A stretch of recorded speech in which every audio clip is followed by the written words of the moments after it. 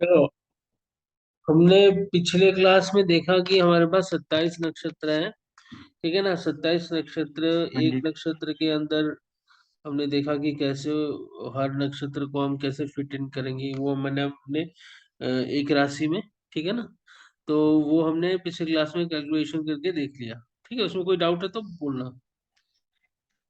ठीक। ठीक है।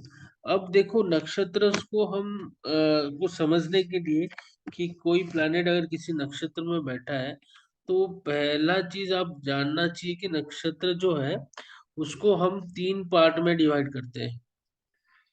ठीक है। तो वो तीन पार्ट को जानना बहुत जरूरी है। यहाँ मैं लिख लेता हूँ, जगह नहीं है। ठीक है। तो तीन पार्ट है आपका। सात्विक, सत्व बोल दो उसको, कोई दिक्कत नहीं। सत्व, सत्व गुण वाले नक्षत्र। ठीक है, क्योंकि जी। ये आपके प्रेडिक्शन में बहुत हेल्प करेगा।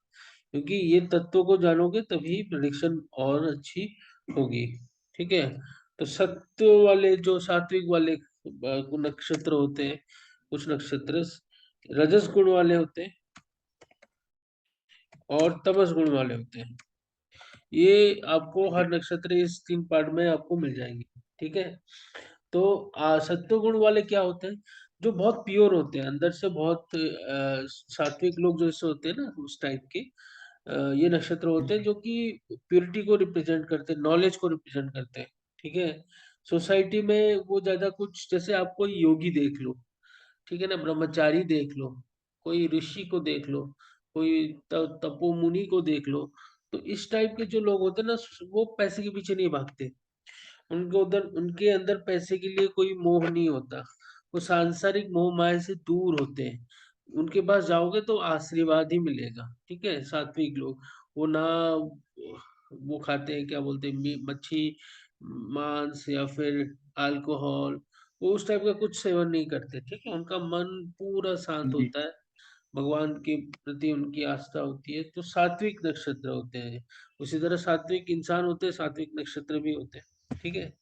तो सत्वगुण वाले नक्षत्र, उनके अंदर कोई ऐसे छल कपट, मोह माया, इन सब से हटके हैं, दूर, सात्विक। तो नक्षत्र को क्या है, उनको उनकी क्वालिटीज क्या है, ये अगर कोई प्लेनेट उस सात्विक नक्षत्र में बैठा है तो उसका बिहेवियर अलग होगा। अगर कोई प्लेनेट तमस वाले नक्षत्र में बैठा है तो उसका बिहेवियर अलग होगा। तो अगर नक्षत्र को जानना है तो इनको भी जानना पड़ेगा, सत्व रजस तमस क्या है। तो सत्व हमने डिस्कस किया। उसी तरह रजस गुण क्या होता है? ऐसे लोग ना एक्शन ओरिएंटेड होते हैं, बस एक्शन एक्शन करना चाहते हैं। उस एक गोल होता है तो उसको वो पाने की कोशिश करते हैं। ठीक है। अपने बारे में बहुत ज्यादा सोचते हैं कि अपना डेवलपमेंट कैसा हो। तो ऐसे लोग रजस गुण वाले होते हैं। ये मांस मच्छी भी खाते हैं, अल्कोहल भी पीते हैं। ठीक है। लेकिन ये किसी का बुरा नहीं करते, ये अपना फायदा करने की कोशिश करते हैं। ठीक है। रजस गुण वाले, जैसे राजा महाराजा हो गए, ठीक है, वो उस टाइप के होते हैं जी। रजस गुण वाले। तमस गुण वाले क्या होते हैं ना, इनके अंदर छल कपट भरा पड़ा होता है। ठीक है ना। तमस गुण वाले ये अपने आप को जिताने के लिए कुछ भी कर सकते हैं। किसी के ऊपर चढ़ के सक्सेस पा सकते हैं। इस टाइप के तमस गुण वाले होते हैं। इनके अंदर इग्नोरेंस होता है। ठीक है। इग्नोरेंस यानी अज्ञान, अज्ञान होते हैं, अज्ञानी होते हैं। ज्ञान क्या होता है, ब्रह्म ज्ञान क्या होता है, उनको कुछ पता नहीं है। ठीक है। ऐसे लोग जी। बहुत डेंजरस होते हैं। ठीक है। कोई नक्षत्र, अगर कोई प्लैनेट इस नक्षत्र में बैठा हो तो आप समझ सकते हो कि वो अपने आप को जिताने के लिए किसी भी हद तक जा सकता है। ठीक है। और ऐसे लोग तो शराब, मांस मछली कुछ भी करते हैं, तमस गुण वाले, उनको फिर फर्क नहीं पड़ता। ठीक है। तो ये हाँ जो जी। तीन गुण है, ये बहुत इंपॉर्टेंट है। आप कोई भी प्लैनेट को आपको देखना पड़ेगा कि इन कौन से गुण वाले नक्षत्र में बैठे हैं। ठीक है। तो इससे आपकी प्रेडिक्शन थोड़ी सी अच्छी हो जाएगी। ठीक है। अब हर नक्षत्र के, एक नक्षत्र लॉर्ड होता है, उसका स्वामी, जो उसको गवर्न करता है। जैसे एक प्लैनेट, एक राशि का एक स्वामी होता है ना, प्लैनेट कोई भी, उसी तरह हर नक्षत्र का एक स्वामी होता है। ठीक है। तो उसका जी। प्लेसमेंट बहुत महत्वपूर्ण होता है कुंडली में, क्योंकि उसका प्लेसमेंट आपको बताता है कि आपको रिजल्ट किस टाइप का मिलेगा। ठीक है। तो और उसके अलावा ये आपको इसी तरह देखना है। और उसके अलावा एक डेटी भी होता है, ठीक है, जिस डेटी को आप अगर आपका नक्षत्र लेवल पे आप पूजा करते हो तो वो जल्दी से आपको असर करता है। तो उसका एक डेटी भी होता है, उसकी आराधना करना एक तरह का रेमेडी अच्छा माना गया है, ठीक है। तो अब हम देखते हैं पहला नक्षत्र जो होता है अश्विनी नक्षत्र। अब आपको मैंने बताया कि हर जो एरीज राशि है, अब इसमें 3 नक्षत्र आते हैं, लेकिन जो लास्ट वाला नक्षत्र है वो फिर उसका डिवाइड हो गया, टॉरस राशि में उसका चला गया आधा, कृतिका वाला नक्षत्र। जी। ठीक है, ये मैंने आपको बताए थे। ठीक है, कितना पेड़ आएगा? 9 पदा आते हैं ना हर हर नक्षत्र में, हर हाँ राशि में, जी। सॉरी, 9 पदार्थ होते हैं। ठीक है, उससे ज्यादा नहीं हो सकता। तो एक नक्षत्र के 4 पदार्थ होते हैं। ठीक है। अब अश्विनी का जो यहाँ पर डिग्री वाइज दिया है, यहाँ पर पदार्थ वाइज नहीं दिया। मैंने यहाँ पर एक चार्ट लगा रखा है, आपको दिख रहा है वो चार्ट? हाँ जी, दिख रहा है। अब देखो, वो एक प्लैनेट इसमें बैठा देते हैं, ठीक है, तो आपका और भी इजी हो जाएगा समझने के लिए।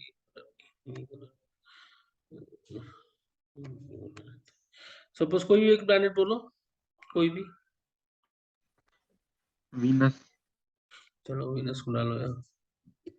ठीक है, वीनस सपोज एरीज राशि में बैठा है। अब वीनस अगर एरीज राशि में बैठा है, उसकी कोई डिग्री होगी। ठीक है, कोई भी डिग्री बोलो। सपोज मान लो इसका, ठीक है, 3 डिग्री इसका, सपोज 3 डिग्री में बैठा है। ठीक है, 3 डिग्री में बैठा है, समझ रहे हो? जी। 3 डिग्री में बैठा हुआ है, इसका मतलब क्या हुआ? इसका मतलब ये हुआ, यहाँ पर टेबल पे चले आओ, मैं जिस टेबल पे आया हूँ, ठीक है, अब यहाँ हाँ पर जी। 3 डिग्री के अंदर फॉल कर रहा है। तो 3 डिग्री का अंदर इसका नक्षत्र लॉर्ड कौन हो गया? अश्विनी नक्षत्र। अश्विनी। क्योंकि 13 डिग्री, 0 डिग्री से लेकर 13 डिग्री 20 मिनट तक अश्विनी नक्षत्र में वो फॉल करेगा, जिसका मालिक होगा केतु। हाँ ठीक जी। है।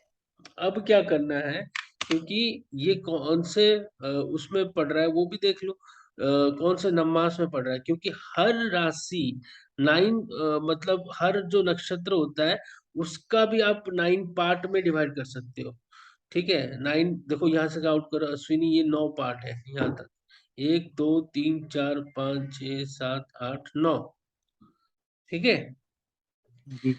मैंने बताया था हर राशि के अंदर 9 पदार्थ आते हैं, उसी तरह हर नक्षत्र को अगर डिवाइड करोगे तो उसके अंदर ये जो 9 आप काउंट किए अभी, वो मिनट्स के हिसाब से मैं बता रहा हूँ, तो 9 पार्ट में भी आप डिवाइड कर सकते हो। ठीक है, जी। कोई डाउट इसमें? नहीं। इसी से आपका D9 चार्ट बनता है, नवमास चार्ट बनता है। नवमास चार्ट यानी 9th पार्ट हर राशि का। ठीक है, तो जी। इसीलिए जो अच्छे ज्योतिष होते हैं वो D1 चार्ट के साथ साथ आपका D9 चार्ट भी देख के, मतलब D9 चार्ट भी आपका यूज करते हैं। तो आपको हमेशा D1 चार्ट के साथ D9 चार्ट बगल में रख के ही प्रिडिक्शन करना है, क्योंकि प्लैनेट का जो ट्रू पोजीशन है आपका, वो D9 चार्ट से ही पता चलता है। ठीक है, तो अगर अश्विनी यहाँ पर फॉल कर रहा है, हमने बोला 3 डिग्री मान लेते हैं, तो ये इसको आप कैसे पढ़ोगे? ये सेकंड नवमास में फॉल कर रहा है, एरीज जो नवमास है सेकंड नवमास में फॉल कर रहा है, जिसका नक्षत्र हो गया अश्विनी। और वो टॉरस, सेकंड राशि कौन सा होता है? टॉरस राशि होता है। तो टॉरस नवमास में फॉल कर रहा है। अब टॉरस नवमास में फॉल कर रहा है तो एनर्जी किसकी आएगी? वीनस। गुड, वीनस की आएगी। तो अगर ये 3 डिग्री 40 मिनट का होता तो तीसरा नंबर होता फॉल, तीसरा नवमास होता, जो होता है जेमिनी नवमास। ठीक है, जेमिनी यानी जी। मिथुन वाला नवमास, तो उसका फिर एनर्जी कौन सी होती है? मरक्यूरी। ठीक हाँ है, जी। चौथे वाले में होता, चौथे उस डिग्री इसकी ये होती। ठीक है, तो वो फिर चौथा यानी कर्क वाला नवमास है। जी। पांचवा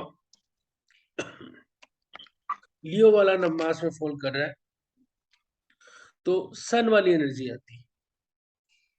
हाँ जी। समझ रहे हो?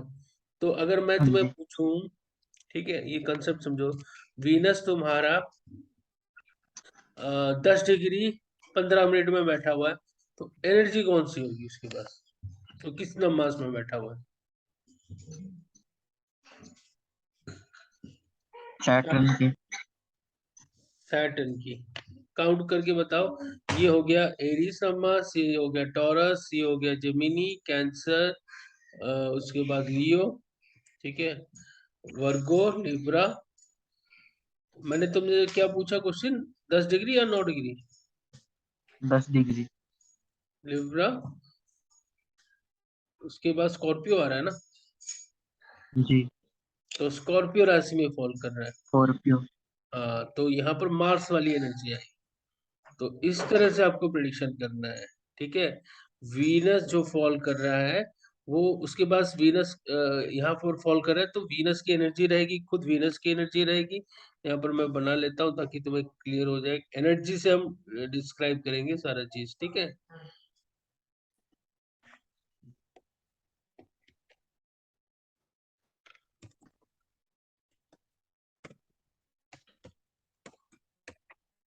वीनस डिग्री हो गया 10 डिग्री 10.20 ठीक है। तो इसके पास ऑब्वियसली एरीज राशि में है, तो किस एरीज राशि में होने के कारण मार्स की एनर्जी आएगी, कोई डाउट इसमें?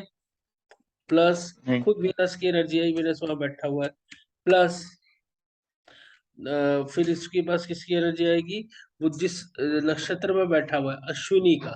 अश्विनी क्या है उसके बारे में हम बाद में डिस्कस करेंगे। अश्विनी का लॉर्ड यानी केतु, केतु की एनर्जी आएगी, कोई डाउट? जी। अब वो बैठा हुआ है 10 डिग्री 20 मिनट के अंदर, कौन सा नवमांश हुआ? स्कॉर्पियो। स्कॉर्पियो नवमांश, ठीक है। यानी किसकी एनर्जी? मार्स। मार्स। तो ये हो गया सारा खेल, ठीक है। जी। तो इससे आप क्या जान पा रहे हो,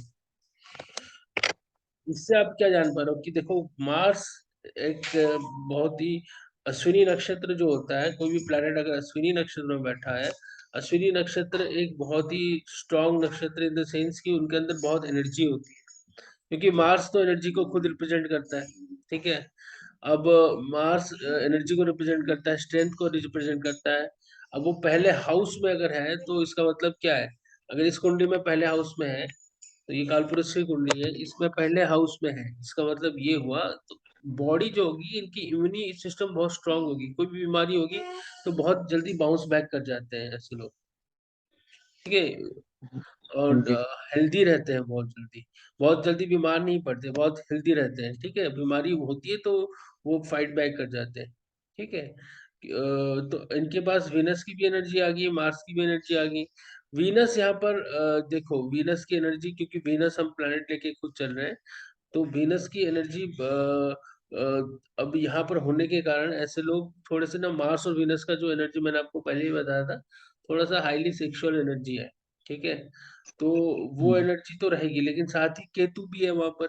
अब केतु क्या करेगा, डिटैच करने की कोशिश करेगा, वीनस थोड़ा सा आपको वो करने की कोशिश करेगा, क्या बोलते हैं, मेटेरियलिस्टिक चीजों देने की कोशिश करने ट्राई करेगा, मार्स भी वो एनर्जी पैदा करेगा, क्योंकि अश्विनी नक्षत्र बेसिकली केतु गवर्न है। तो यहाँ पर फिर वेल्थ को लेकर थोड़ी सी प्रॉब्लम आएगी, मेटेरियलिस्टिक चीजों को लेकर थोड़ी सी प्रॉब्लम आएगी, ठीक है।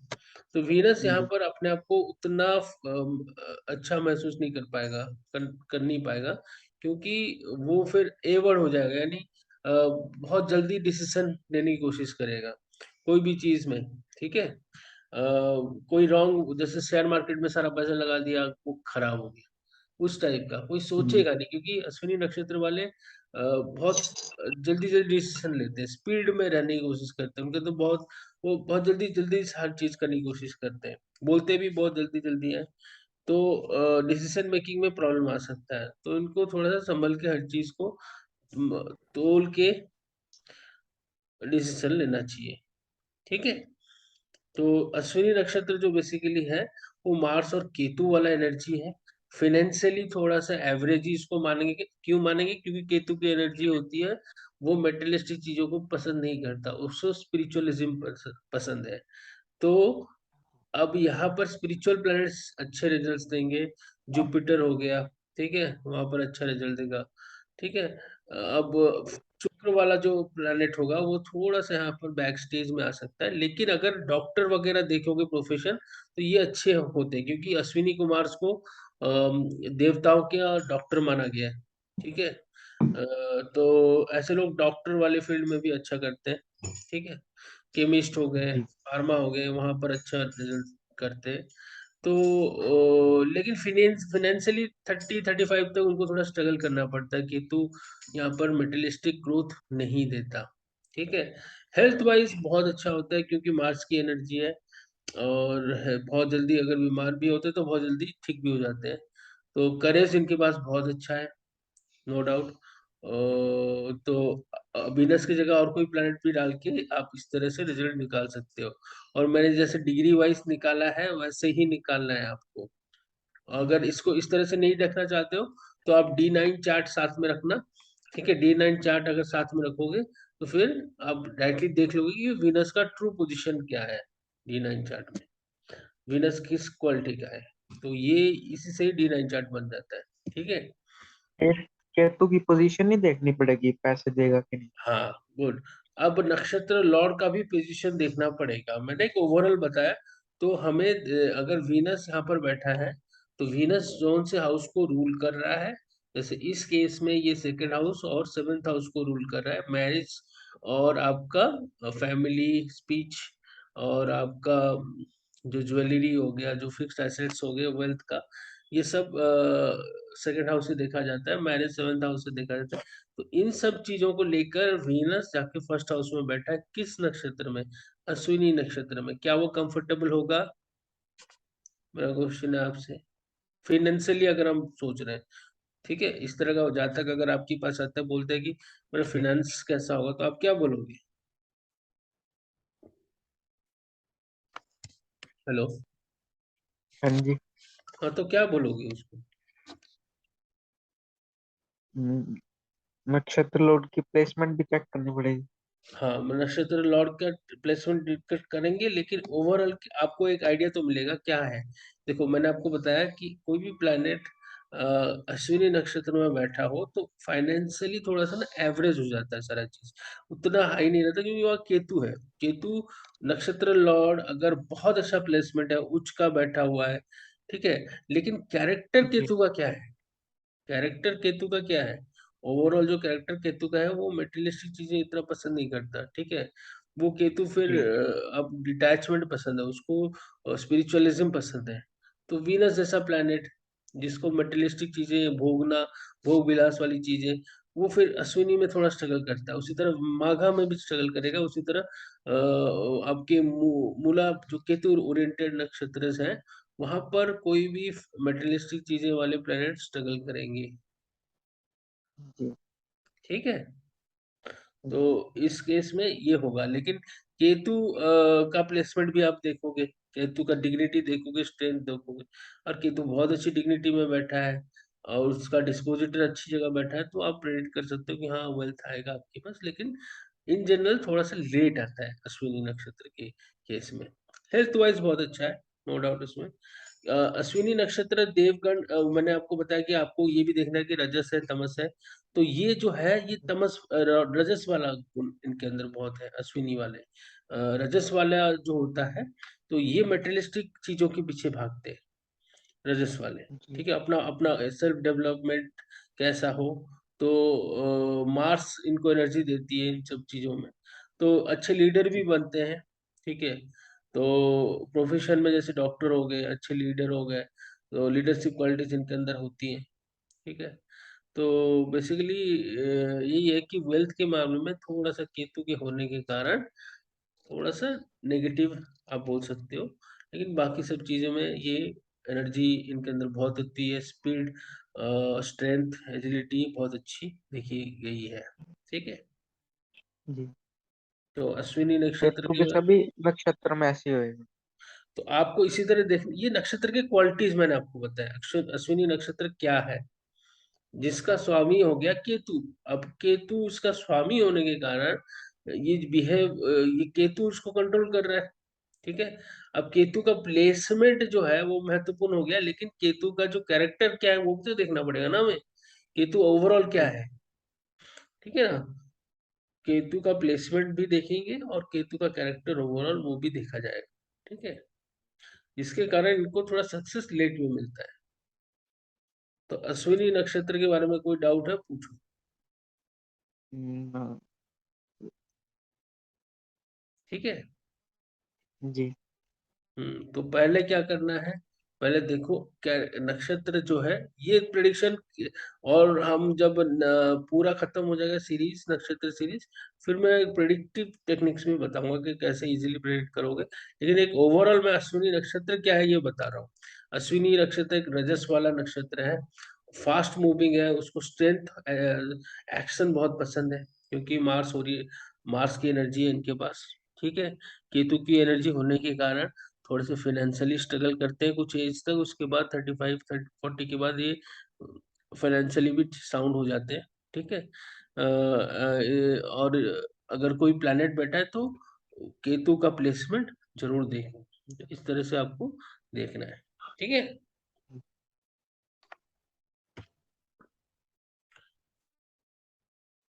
हाँ और कोई जी। डाउट है? नहीं। ओके।